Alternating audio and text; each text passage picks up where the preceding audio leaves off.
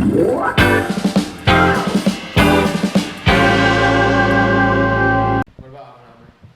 right, there we go. Is your mic on? Turn it on. Is it on? Yeah. I can't wear it. What are we being recording for? Yeah, you can't wear it because... Oh, very nice. Hey, Tony! A wee baguette. What is the lamb sauce? That's not even the same. Hey, Tony! You know how I look like? We're recording. Say my name. Say my name. Say my name, Jesse. That's exactly why I said Heisenberg. Jesse. We need to cook. That's a good show, by the way. Don't say I need that. to watch it. Cook what? Okay.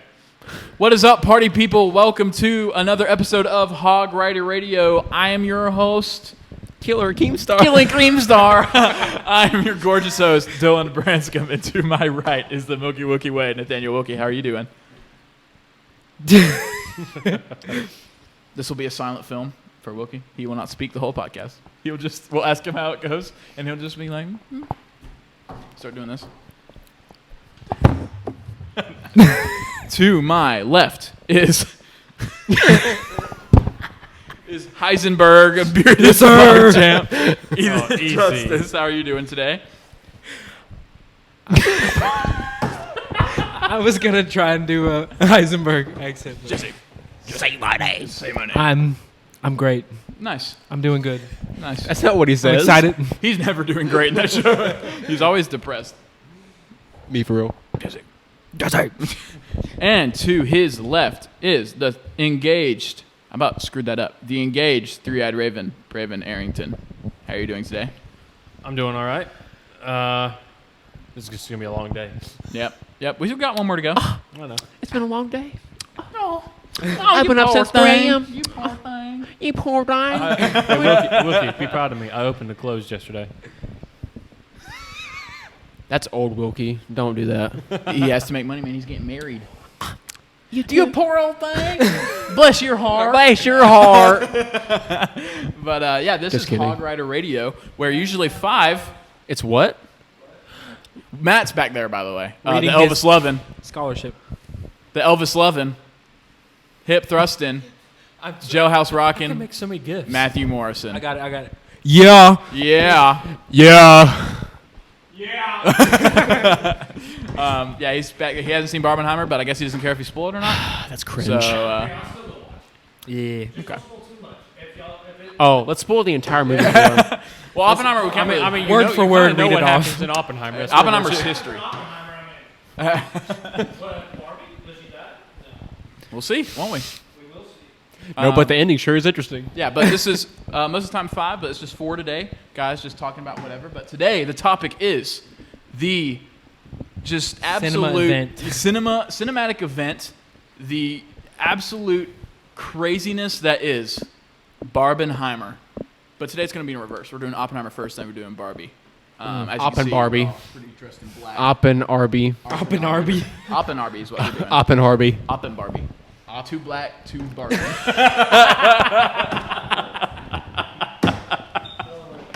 forgot Wilkey wasn't there for that joke. For context, we like to make fun of Too Fast, Too Furious. And earlier today, we were doing these, me and Braven were doing these tablecloths. And I don't know what we said about the tablecloths being just pitch black, but I just said 2 black, 2 something. And it was like, we probably shouldn't say that. That sounds very racist. But anyways, I meant to say 2. Anyways, we're going to get right into the movie here. It's Oppenheimer time. Directed by Christopher Nolan. Released July 21st, also known as Barbenheimer Day for the rest of the time. Yes, sir. Directed by Christopher Nolan, rated R, starring Cillian Murphy, Emily Blunt. I can see why it's rated R. Yeah, we'll get into it. Robert Downey Jr. A budget of $100 million. So far, it has made $440.2 million, which is very good for a rated R movie about the making of the nuclear bomb. Because that's supposed to be really boring. Because honestly, this movie is just a bunch of people talking. Le bomb. And it's so riveting. You say Le bomb. The French title for this movie is just Le bomb. Anyways. But that's all I have to say about really the facts of this movie. I'll start with Wilkey. What did you think of Oppenheimer? Wilk. Please kidding. It was actually really, really good. Yeah. Usually, like when you have stuff like this, like adaptations, you think, oh, it's just gonna be like a documentary or whatever. Like it's not really, it's whatever. But like in the first 5 minutes, I was hooked in. I was like, okay, this is not like what at all what I expected. That has like detail, has plot, character development, especially with when we went to like Dr. Strauss talking to Oppenheimer and then Oppenheimer talking to Albert Einstein. Yeah, good stuff. How it looped back around at the end. Yeah. Oh, dude, so good. How do I make So this good. about me? Yeah. How do I make it's all this about me?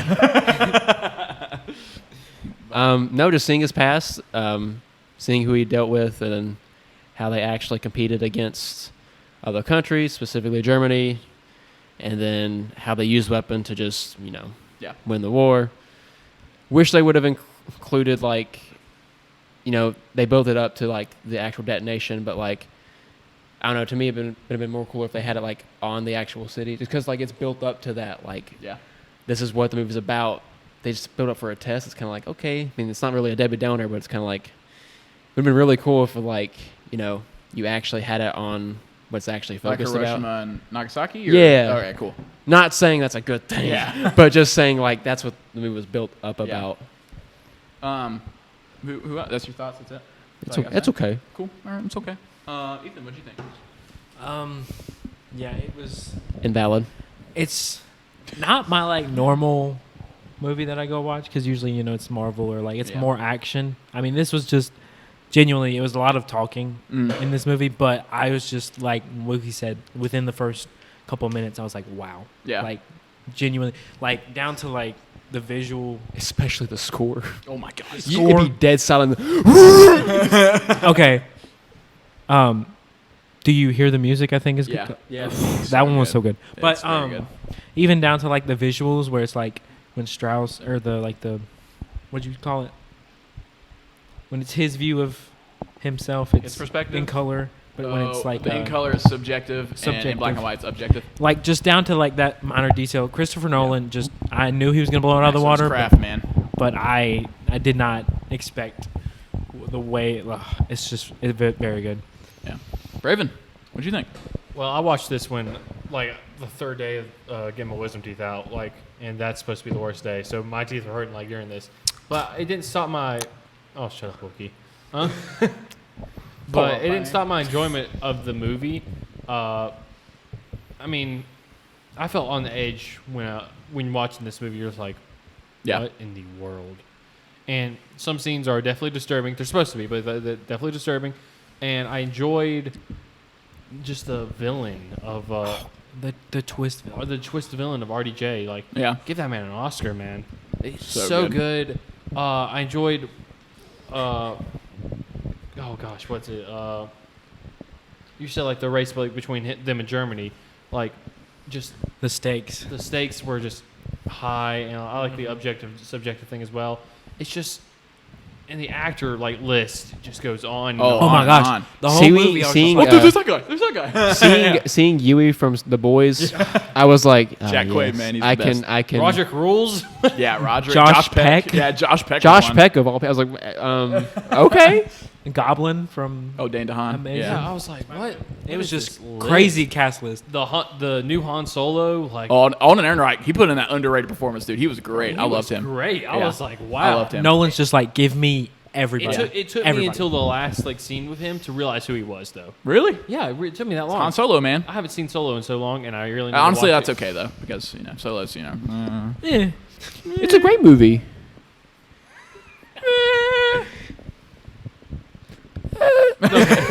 But I did like I feel with Wilkey on this one. I'm like, I wish they would have built up and shown us a little bit more of like.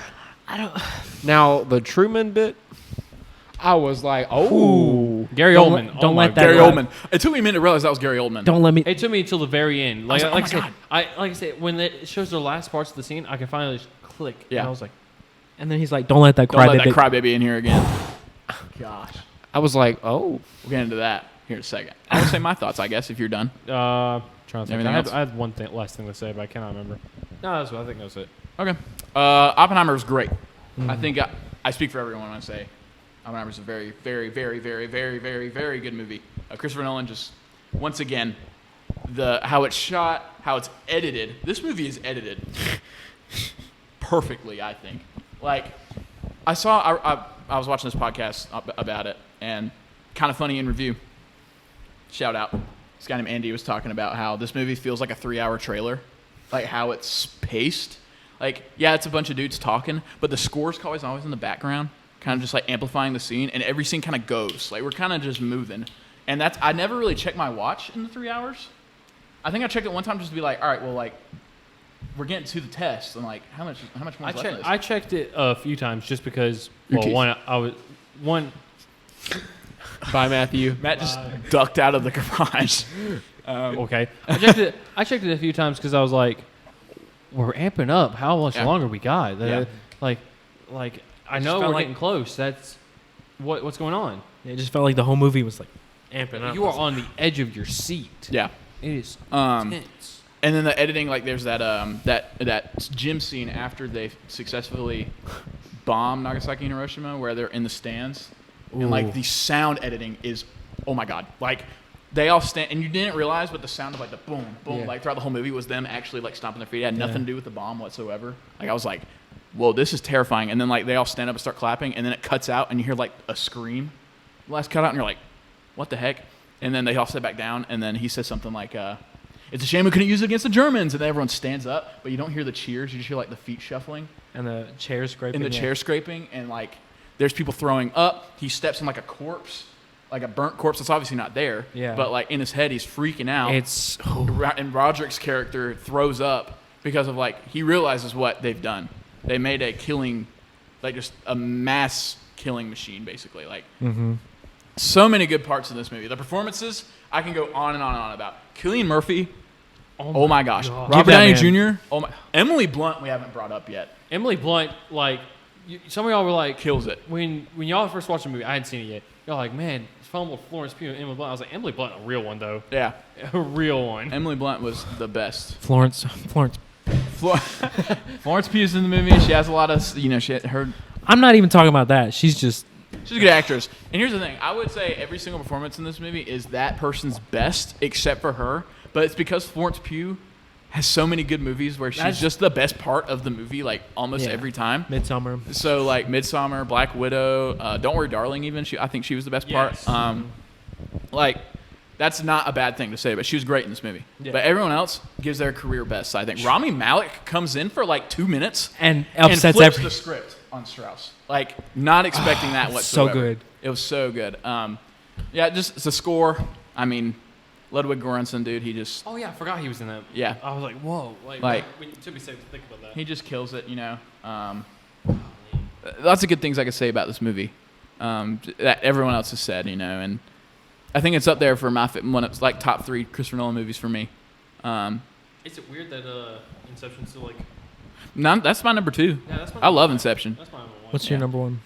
Dark Knight. No. Yeah. Oppenheimer. Ballad. Oppenheimer. Oppenheimer's your number 1? No, I'm just being sarcastic. No. It's Oppenheimer. I'm just being sarcastic.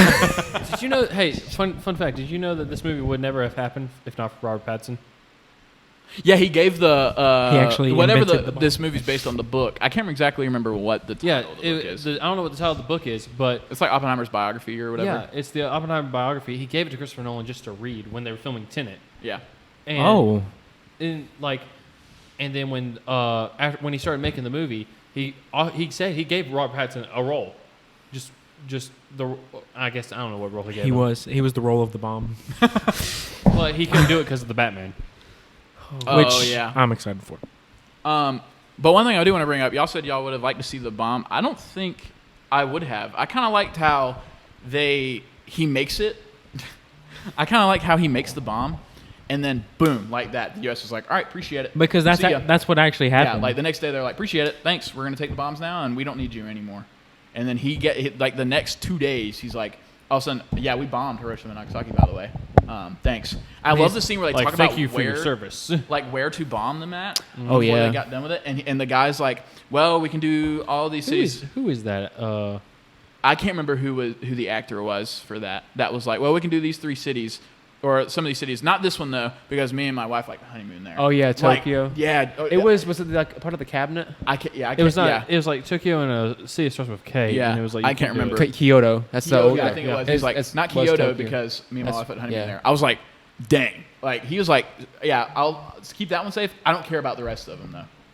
And like I love how he's like, well, we're gonna bomb twice, and then Oppenheimer's like, why? And he was like, well, 1 to show that we have it, and 2 to show that we can use it whenever we want. And I'm like, this is craziness.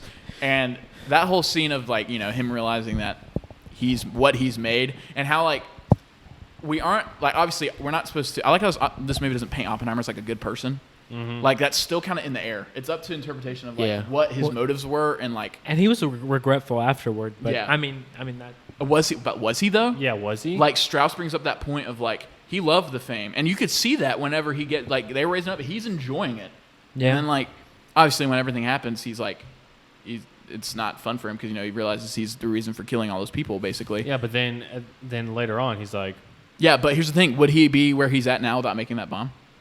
And that's what I think they kind of measure is like. I keep seeing Matt, like, white shirt, like, poke out the window. Oh. So, yeah, if I look back there, just disregard. Okay. But, yeah, just lots to really talk about when it comes to this movie. I love how there's no CGI. That's something that's talked about. Now, I think there's Christopher Nolan is some, like, I don't know, crazy. composition and stuff. There's a little bit of editing and stuff when it comes to that. But, like, the stuff where I like where he's like, you don't have to read the music when he's talking about the math, because apparently Oppenheimer was not very good at like writing math down. He wasn't very good at formula stuff. He's like, you don't have to be able to read it, you just have to be able to like hear it. Mm-hmm. And like, do you hear the music? That's where it comes from. And like you see all these things of like the raindrops on the pond, and that signifies like bombs dropping, and like that's just how he's not be able to like write his stuff out, he can visualize it. Yeah. And I like how that movie kind of it cuts back and forth between like smoke and the sun and the bomb, and like and shows like all this stuff of like how his brain works. How it's like like the blue thing like circling. I don't really know how else to describe it, but like it's the formation of an atom. Yeah, that's like a super cool way to like kind of show us dummies who don't know anything about quantum science or Speak for yourself. Speak for yourself. I'm taking a class about that this semester. Okay, well I'll Want a cookie? Are you Oppenheimer though? Are you? We're about to find out. And just like the editing of like going to present and then going 5 years in the future and then going to the past and then like just it culminating like obviously that for his first couple scenes where he goes to talks to Oppenheimer and we see it from Strauss's point of view and he thinks that Oppenheimer turned Albert against him because he thought that everyone was turning him into a joke, and that's why it turns out that Strauss is the villain and he's trying to get Cillian Murphy's security clearance taken away because of the Red Scare, which is crazy that back then if you were considered liberal or communist. Communism and liberal were the same thing, which is like, that's insane. And just like all that sort of stuff. And I like how it's shown at the end of the movie that they had that conversation of like, when I came to you about those numbers and how I thought that we might ruin the world. Well, that's also because they had like 2 different forms of communism back then. Yeah, it was like the U.S. communism and then Russia's communism. But then it was like everyone looked at the U.S. Communism Party and they're like, wait a minute, like, you're kind of the same thing. And then they're like, oh wait, we're kind of merging into the same thing. I was just gonna say, it was kind of a throwback. Are you done with the? Bro, what? You do? He went and I was like, oh, he's gonna talk. And he goes, well, it's a throwback to what you were talking about earlier. So go ahead. Okay. Just you said the fact that there's no editing in there, and just like, is Christopher Nolan crazy or a genius? Yeah. There's a blurry line in that, but just the fact that he did all like the explosion and everything, like. Yeah, but at the end, like being like, we wrote these I came to you with the equations and thinking that we might destroy the world or the end, we might start the end of the world. And then Albert's like, yeah, what of it? And then he goes, I think we did.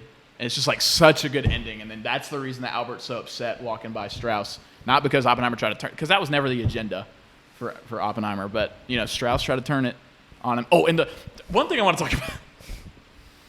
I love how they dropped John F. Kennedy like an MCU cameo. Oh yeah. Yeah, this guy, John F. Kennedy. And it's like, there's like a break for like applause. Like, John F. Kennedy, let's go, JFK. And everyone's joking now like that there might be like a JFK biopic by Christopher Nolan now to like do the Dunkirk, Oppenheimer JFK, the biopic trilogy for Christopher Nolan. That would. I actually wouldn't mind I seeing wouldn't that. mind it. I don't know what they do with JFK, but I'm sure there's tons Probably of the stuff. build up to like his Assassination being like, yeah. Of like how he like made a name for himself, and then like how he became president, and then as soon as he becomes president, Yeah. he's done. I thought the bomb test was cool too. But, Bruh, I was waiting for the sound. yeah. For like I was like, and now. Yeah. It's just like No. Dude. And you wait. you're sitting there, and you're like, okay, maybe, So cool. and then just and you're like, whoa. I mean, it's realistic, and that's why Yeah. it's That's the true. best thing about And this they build movie. that up because they show the test bombs and they show the sound delay from like the bomb going off and then they hear it kind of Bro, thing. So they build that up. But you've But what talked up? to me about this, but like the light that shines on Oppenheimer when he's in the sitting when in he's the in thing. the like kind of He's sitting there like this. set up court where there's the prosecutor in there, Yeah. played by Jason Clarke, who's also amazing in this movie. Where he's like, "Did you or did you not?" Blah blah blah blah. And Oppenheimer's like, he's got this like very stressed out look on his That face. court, like that small court scene was like rough. Stressful. I was like, dude, I'm not even. Yeah, I feel the stress. dude. When Emily Blunt doesn't shake that guy's hand at the end, dude. Oh my, dude, I was- freaking awesome. I was like, oh boy, what's about to happen? Emily Blunt, that's been her best performance. And here's the thing, I love her in A Quiet Place. She's great in those movies, but this is like her come to fame. She like, had this a is, like, couple more lines in this one. Yeah, Quiet Place. They don't talk a whole lot, but yeah, those are my thoughts on Oppenheimer. I guess like there's just so much to. There's a lot more to dissect, obviously, when it comes to themes, and I think RDJ's performance has a lot of nuance to it, and yeah, but just so many good things. This is a 3-hour long movie. That's only kind of like it's long. It takes a little bit to. But get you're gonna going. enjoy every You're gonna second of enjoy it. it. It's riveting. I think the first hour takes a little bit to get going, but besides that. Yeah, The third act was incredible. Once the that's- test happens and then Strauss is revealed to be the villain and the whole rest of the movie is like a completely different movie than the first 2 hours, like that's when it gets That's when it sucked for me because that's when everything started hurting more. But I was like, golly, I want to enjoy this. yeah, like you get that like Christopher Nolan likes to do the whole thing of like building up to the twist villain and then like the editing of like you're starting to figure out like he told this guy, oh, he did the whole thing where there's a conversation that was had earlier in the movie, but then if you shift the camera just a little bit over to the left, oh, this guy was in the room. Oh, it changes the whole game, So he did that, and that was, Christopher Nolan loves doing that kind of thing where he likes to twist the narrative, based about halfway through the movie. But yeah, what are you shaking your head for? Good old Christopher Nolan. Good old Chris. Let's give a round of applause for Chris. Good job, Chris. Jolly old Saint Chris. Very, very good movie. Making by him. magic. But I can't wait for. I don't know what his next one's gonna be. I can't wait for Oppenheimer 2. Oppenheimer 2. No, I left Electric the theater. Boogaloo. No, I Two left- Op and two Heimer. Did y'all? No, did I tell y'all when I left the theater? One guy's like, "Aren't there end credits?" And I'm like, "What are you expecting?" Like, this Bro, MCU. I love the MCU to death. Ruin movies, man. They ruined end Everyone's credits. like, Like- post credits. Like the mid credit is you see it, and then you wait till after, and it's just. I was like, "What are y'all expecting? Like the next atomic bomb? What y'all want?" Yeah. Oh, I know this is like a weird thing to bring up, but the sex scenes. The first one was like, okay, interesting. The second one was uncomfortable. Oh, when That's they're why- in the court. They're in the Oh.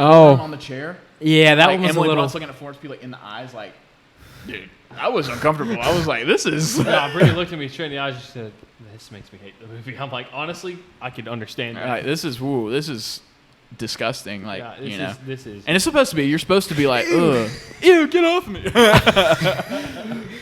I am a child of God. That was kind of like my thought process, honestly, when I was. They watching. see, like the scene where Florence Pugh's like sitting. They're both sitting in the chair, and Florence is naked, and Killian's also naked. But you can see all of Florence. They CGI'd a black dress on her in some countries because they don't show nudity in some countries in movies. And they just CGI'd this whole black. It looks so weird, but I don't know. I just wanted to bring that up. That like a lot of people were like, "Ooh, 2 sex scenes. That's unlike Christopher Nolan." But it's like a Christopher Nolan sex scene, if that makes sense. It's like it's artistic. It's thematically important, if that makes Ain't sense. uncomfortable. Yeah, it's it just, was thematically important. that was the plot. watch for the plot. That was the movie. That was the main theme. God. Oh yeah, but yeah, that Harry Truman scene where he's like, "I feel like the blood's on my hands," and His Truman pulls out handkerchief. the handkerchief and says, Dude, I was like, because like, "You think Truman's- people in Nagasaki care about who built the bomb? No, they cared about who dropped it." Like, Gary Oldman, dude, so Truman good. Because Truman's known for like just being a heartless, one of the heartless presidents. Yeah. I think so. He said that. That's a real moment in history. Oh, apparently. really? Like, yeah, like he said all No, that. everything is completely accurate up to the point. I think the only thing that was argued was the poison apple. Yeah, his son or his great grandson. No, his grandson. His grandson. He came out and was like, "I love the whole movie. Great, like very tastefully done." The only thing I didn't like was the poison apple at the beginning, where he poisoned his It's professor's like, that's apple a with big accusation. cyanide. That was Yeah. a little weird. I remember that happening. I was like, "Wait, whoa, what?" I was really confused. I kind of agree with that. Like, you can't Yeah, say that it happened. was very, unless very you- strange. Now I don't know if that did happen or not. I don't know if there's witness accounts for that, but like, just one thing that was just kind of like, Yeah. whatever. But loved the movie. I think it's one of Christopher Nolan's best. And I wouldn't think that because I'm usually not a biopic guy. Like, I don't like. I think Dunkirk was good.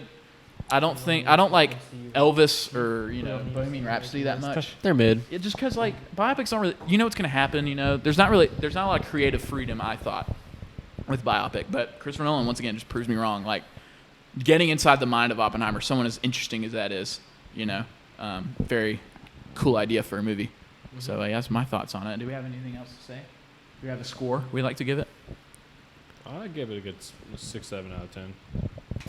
You give it a what? Like 6 or a 7 out of 10. Oh wow, a 6 or a 7. I gotta watch it again when I'm not in pain. Wow, that's low. when I'm physically uncomfortable, like it really I determines think my mood. I think it was dang close to perfect. I think it was a 9.8 out of 10. I gave it 9.8. Yeah, I gave it 9.8 out of 10 on my Instagram. Like I said, when I'm uncomfortable in a movie, like physically, like hurting or Yeah. like sick or anything like that. Oh, whatever. Oh, bless his heart. Oh, 9.8 out of 10 for me.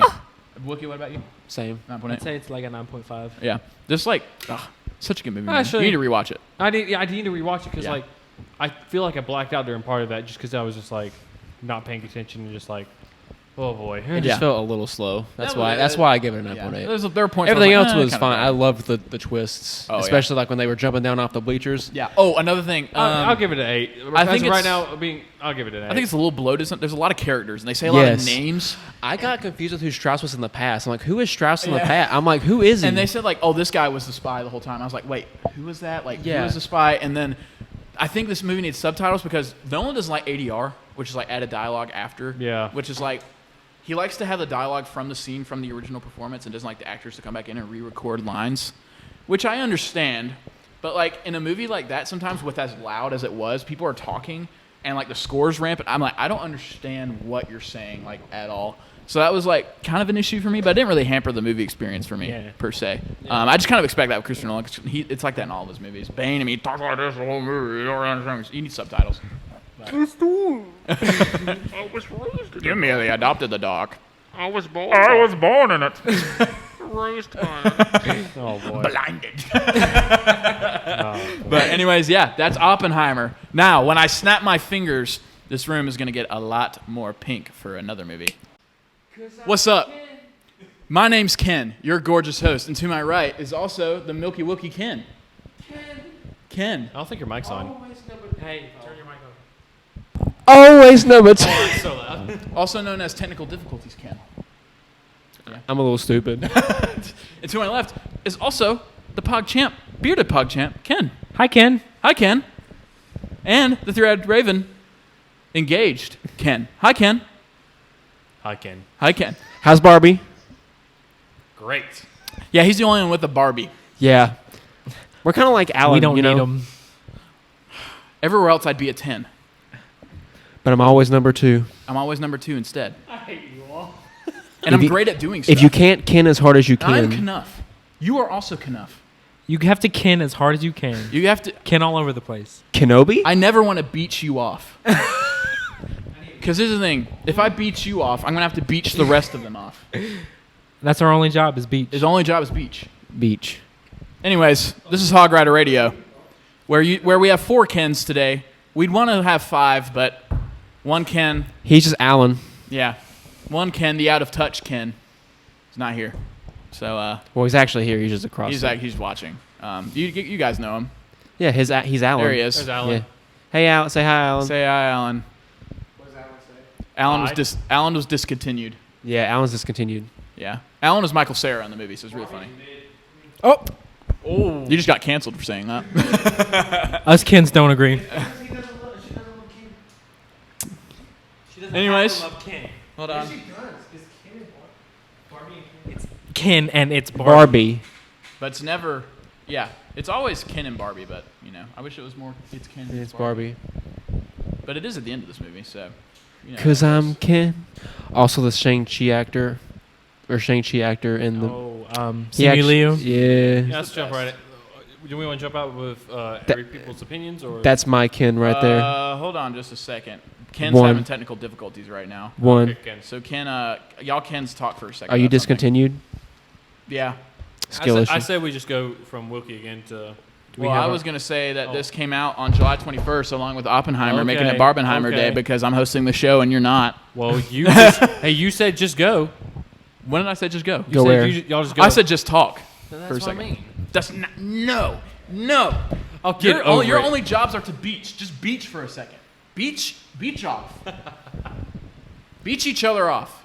Oh, shut up. Anyways, this movie came out July 21st, directed by Greta Gerwig. She also directed Lady Bird and Little Women. If you guys haven't seen those movies, very good movies.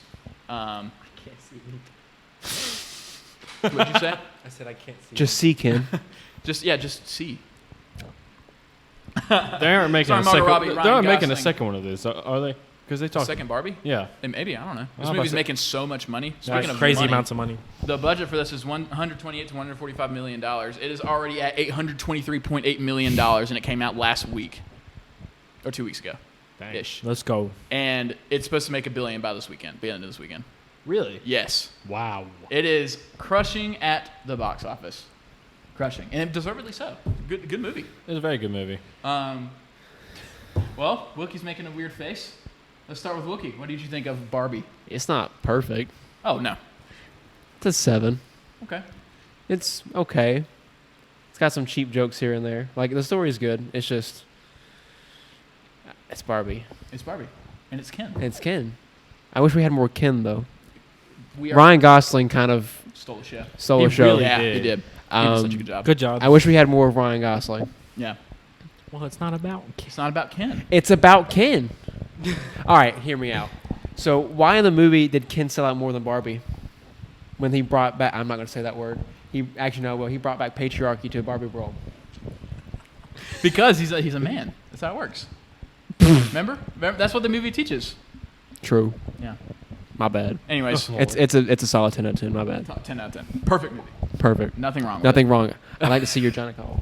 Oh, God. That whack ending. Anyways, Ethan, what did you think of Barbie? I thought it was very good. I think it did a very good job of, like, obviously I wouldn't know much about it, but I think it did a very Why good not? job of taking the female experience, I guess. Yeah. and just flipping it. Kind of, yeah, Kind for of, Barbie in a Land, way. but also, like, just fleshing it out in a very Yeah. good way. Yeah. And for all the guys saying this is anti-men, you obviously didn't watch the same movie that I did. You didn't watch the same movie. Yeah. because honestly. it was, I agree. It's a really good movie. Yeah. It was a very good movie. Very good. Margot Robbie, of course. Great. Great. Margot Robbie. The I love narrator, Margot Robbie. Him and Clutch. And just, I don't know. It was just very good. Very well done. It wasn't like, oh my god. It's just kind of like, it's Barbie. Like, it's cool. Yeah. The story they had was pretty cool. Yeah. It's not like, oh my god. It So definitely it's surprised cool. me, though. Yeah. I thought it was going to be like a lot worse, but like, I thought it was going to be It was like actually- sillier, but Yeah. it's it very was good. actually somewhat serious and somewhat laid back. It's kind of cool. So, Yeah. Braven, what do you think? Now, like I said, I need to watch Oppenheimer again, but I slightly enjoyed this movie just a little tiny bit more than Oppenheimer. That's dad, in dad pain. That's vibes, valid. dad He vibes, was dad in pain. vibes. Yeah. I mean, I got to laugh at it. I got to enjoy it just like a little bit more. It was a lot of fun, and the jokes were just they're on point. Very. Ken's joke about horses. Honestly, when I figured Honestly, out the horses weren't a part of patriarchy, I lost interest anyway. That was real, so Ken. funny. The So Mojo real, Ken. Dojo house. Mojo Dojo Casa House. That's what And it he is. walks back down. I love that. Sublime. Sublime. Sublime. And So good. I mean, me and Brittany went and saw it, obviously, and we just had a great time about it, and it just gets you thinking after it. Yeah, it does. Both movies, like off Barbenheimer, they get you thinking. Yeah. And it's just like, wow. Yeah. It's definitely got some more like not mature themes, but like it's more you have to be a little older to understand some of them. Yeah. Well, but I like that about it. Well, another thing I liked about this movie, and like what's really making me do more liking this movie more, is because Mattel is like, wow, Barbie's doing really good. I wonder how if we do other movies like this, like bringing toys to life. And that's why. Did you hear the movies they're coming out with? There's so many of them. The Mattel universe. The only one I'm really MCU. excited for is they said they're bringing Hot Wheels to life, and I'm just like, I want random tracks for no reason. Oh yeah, tracks that make no sense. Yeah, I just Yeah. want it for no reason at Just all. physically, just don't make any sense whatsoever. The Bratz dolls were hilarious. They were hilarious. I like the Bratz doll I little cameo. didn't understand I that didn't. until I didn't catch that. like after I watched the movie. When you have little sisters, you get it. You get it. But I guess I'll go with my thoughts. Barbie is great. Barbie is a very good movie. And obviously we talked about the comedy. It is such a funny movie. I love everything that Ken does. I don't love everything that Ken does. You're not supposed to love everything that Ken does. But Yeah. it's so... Let's go. It's so... I'm just kidding. it's so ridiculously funny. Like...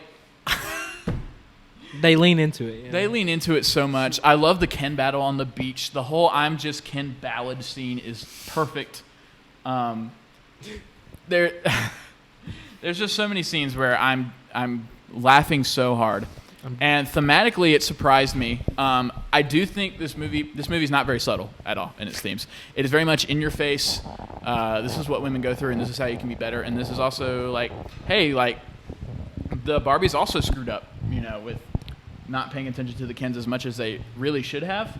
It really pushes the whole equal thing, which I really agree with. Which so. I agreed with a lot, and I wrote a whole review on Letterboxd about. And it Ken's was very character. good, very good. And I can't really put it into words because like I'm better at writing my words out than talking out, which is like Dylan. Why have a podcast if you can't talk your own words out? That's all I mean that I need to send you. It's one where the guys writing fire, and it said write my Letterboxd review. I was like, that's Dylan. It's so me. But basically, it just talks about how like Ken kind of starts off as a boy, and like he just likes Barbie, and that's his end all be all. Like Barbie, I only exist in your gaze. Is said like a million times in this movie, and once he realizes that Barbie doesn't really feel the same way for him, and they go to the real world, and he goes to a place where he's accepted and like respected by everybody, but in a way where it's like it's not because of who he is, it's because of what he is, which is a man, and there's not really a lot of effort you have to put into in society to be like, hey, show me respect, blah, blah, blah, blah, blah, because I'm a man.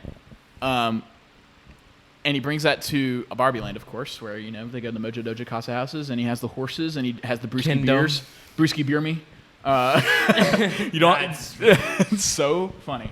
But he goes through this whole process, and then once he realizes that everything he did, like, made Barbie hurt and separated himself from Barbie and also himself, like, and he has that moment of I'm nothing without you, and I'm also nothing without what the men in the world have told me to be. And then Barbie has a sit down moment where she's like, you just have to be yourself, man. Like that's where That's another thing. I was like, this is like when people say this is like this is a girls' movie. No, it's a people. It's like everybody can relate to this movie. You could everybody can get something out of this movie. Like there is like an experience with being a man that's like you don't know what you're supposed to be based on what society tells you, and then like society tells you that you should have a girlfriend, and if you don't have a girlfriend, you should have a roster, and it's just like you don't need that, and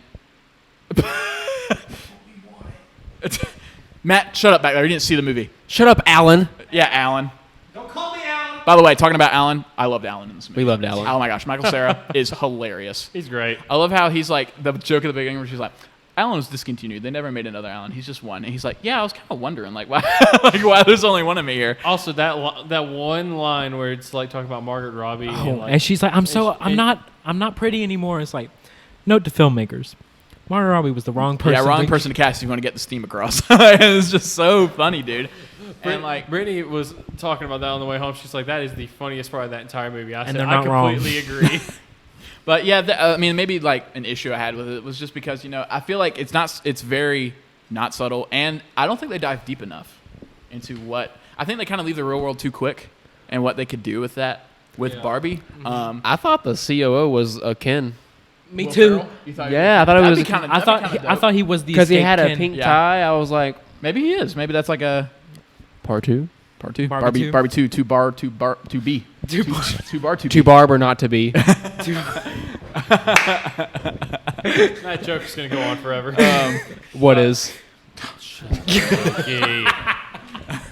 But yeah, just lots of dumb moments like this movie. Lots of thematically very strong moments in this movie, Bro, everything to do with Barbie and her becoming a real person. And at the end of this movie, with what's her name, Rhea Perlman's character, I cried. the montage with all the real women was just like girlhood even and as life. a man that touched. I was like, oh my god, Because that's life. Yeah. You grow up. That's life. It's just that's life. And then, I loved good. where Barbie thought it was the kid, but it was the mother. Yeah. Oh yeah. Because what a moment. I think everybody kind of relates to that when you get older. Yeah. Because oh wow, it's escapism. it's yeah. escapism, and like when you realize you're working 9 to 5, or you're working, and then you have time to settle down. You're like, man, I really do get time to escape if I play video games or play with my Transformer toys, just like whatever it is. Yeah. And I mean, to me, it hit pretty close. I mean, I didn't really.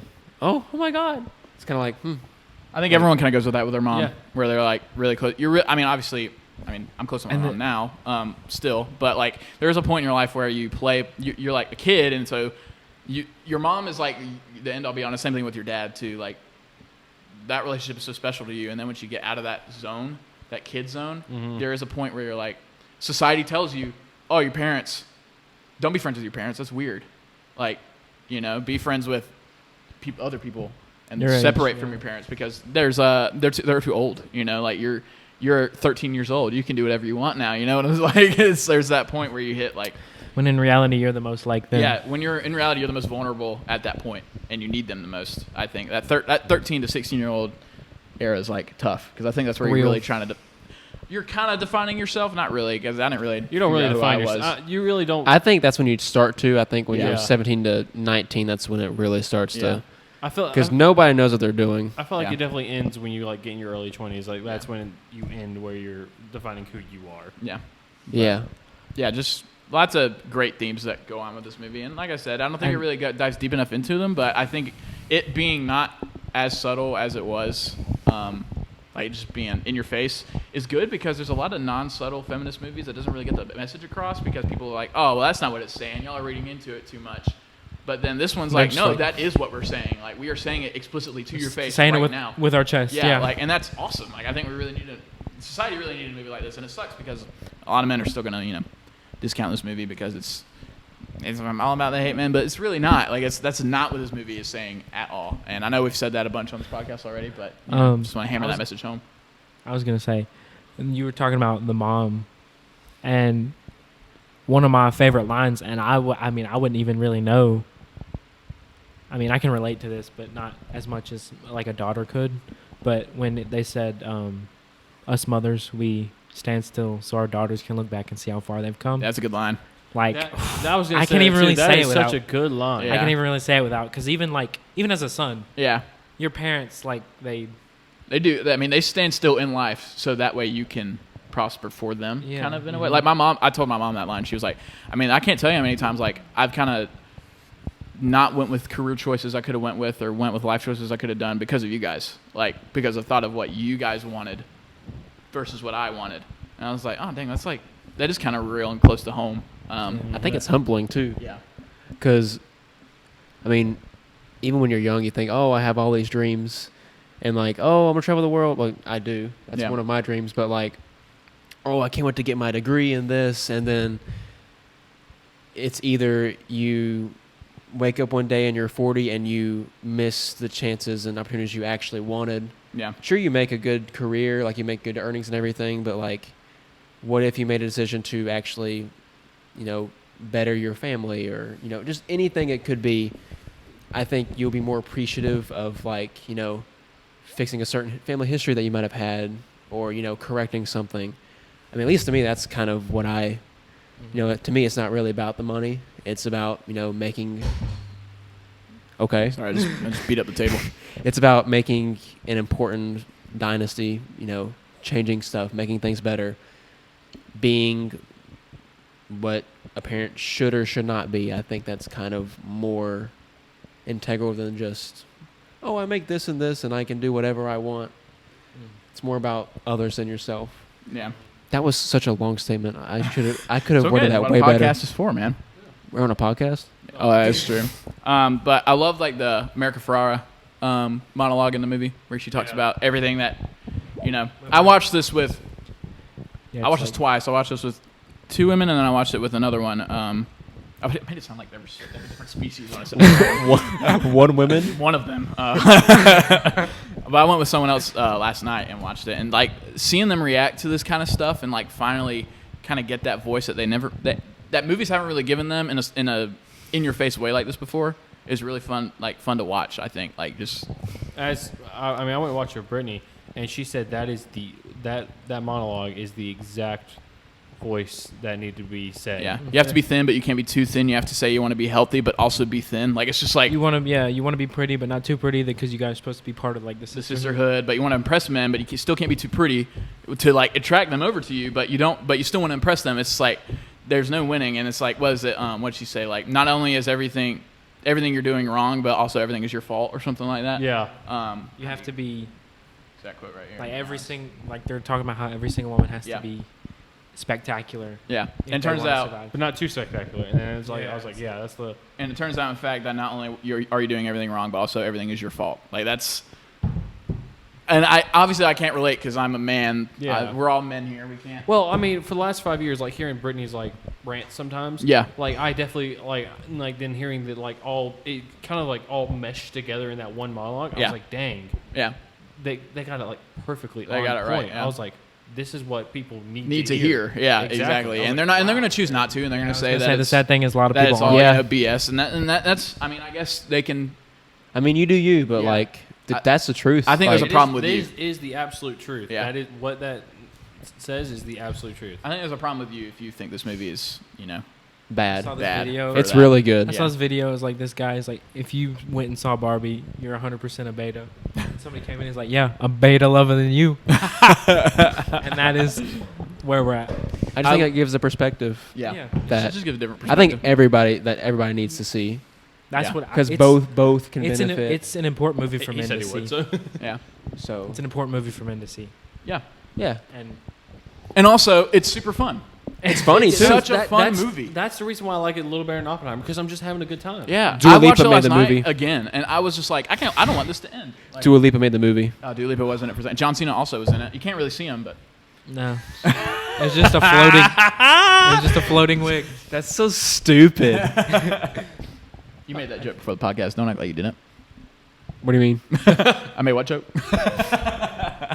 But yeah, so many. Just I can go on and on about the humor in this movie, but humor. I will say part of the thing I found kind of funny was like the mirror and like the wave and the stuff like that. How it wasn't. The wave was real. hilarious. Yeah. Like they were acting. I mean, it's like basically somebody's in the real world. It's just. Yeah. The improv in this as well. It's. Oh, like the sets. I love when I got out and my friend last night we were talking. She was like, "So like, did they make those houses?" Friend. And will y'all be quiet? I'm trying to explain this movie. Y'all just me talking. Yeah, because I look at Braven, he's looking at you, and I hear friend. But she asked if those houses they made were real. And like the production and stuff, I was like, yeah, all of that was real. Like them going through from the Barbie world to the real world, and like the spaceship and they stay in the little RV or whatever. And that's all real. They had like a treadmill and like had the production and stuff like that. And that was just. I'm listening, bro. This is Braven. He's looking at Wilkey just like. Yeah, because I'm just waiting for something else now. I'm just listening, bro. Yeah. I'm lost in your eyes. Listen to my thoughts. Don't judge me. I ain't judging anything. Hey, can as hard as you can. Yeah, I'm gonna beat you off, man. You're enough. I'll beat all of you off. Well, you're gonna beat him off. You're gonna have to beat me off. Freaking love the humor.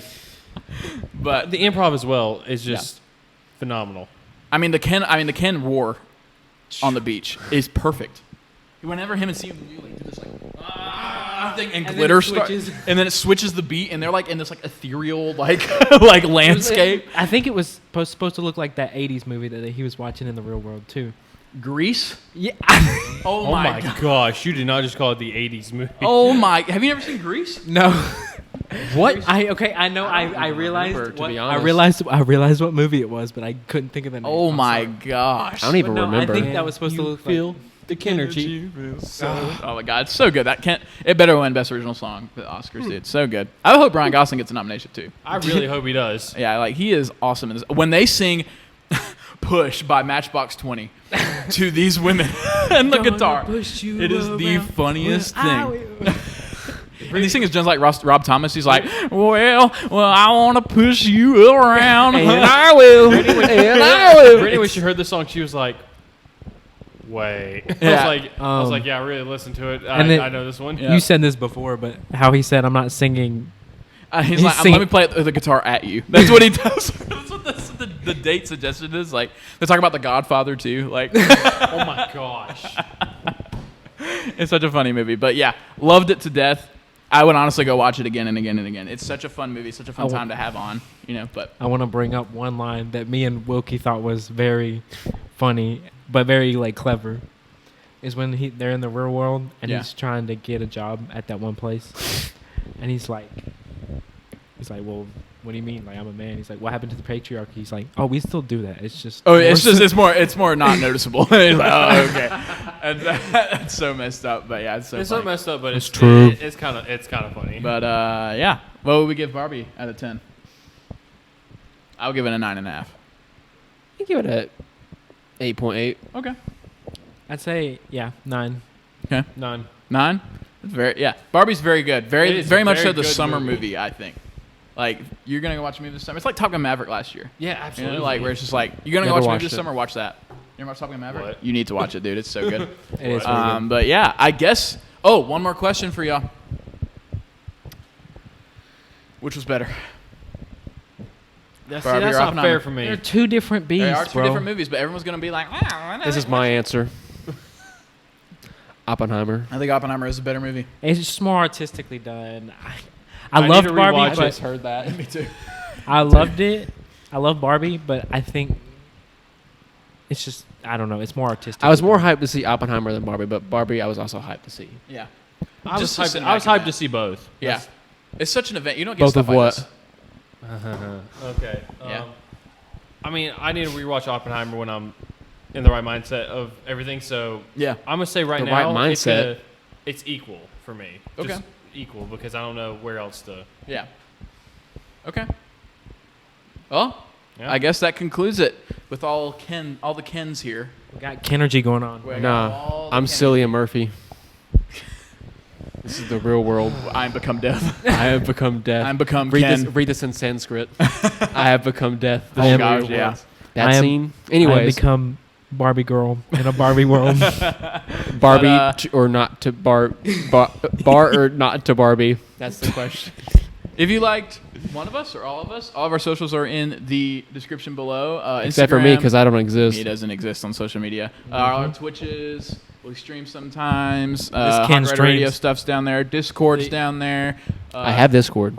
If you're listening on Spotify, rate us 5 stars, give us a follow, and then if you're on Don't. YouTube, like, comment, subscribe, all the stuff. Share with your friends. Tell next us you hate podcast us. will be. Next podcast will be a very informative podcast. Please tune in. We will love to see you there. And About what we're doing in the Give next us few months. downvotes. Oh, also, yeah, pretty much. I wanted to say one more thing. This is the last movie review we will do until the writers and actors get paid more money. It's ridiculous what's going on right now. Or they not do what they're trying to do with the CGI thing. Yeah. Or not Oh, CGI. the AI. Yeah, I think. Yeah. We hate these elites. Yeah. These elites. That's what the saga thing is, isn't it? What? That The strike also has something to do with AI. yeah, that's what the actor strike Yeah, thing is. we stand more with WGA and gosh, I just blanked out. SAG. about. Yeah, SAG. SAG. I knew you were gonna do that. That's why I didn't say the whole thing. But yeah, WGA and SAG, stand with both of them. We're not gonna review any more movies until that is lifted, until they get paid more. So up until then, our next podcast is talking about what we will be doing podcasts about, whether it be random or what these are going to be about, which we'll talk about later. Yeah, yeah. We got a few surprises for y'all as well. So Yep. even for these guys. So Make sure you Oh. downvote us. Don't share. Yeah. Keep us to And- yourself. Keep it to yourself. I love you guys, but you have to say it back. 'Cause I'm Ken. Keep that Kenergy going, y'all. Good night.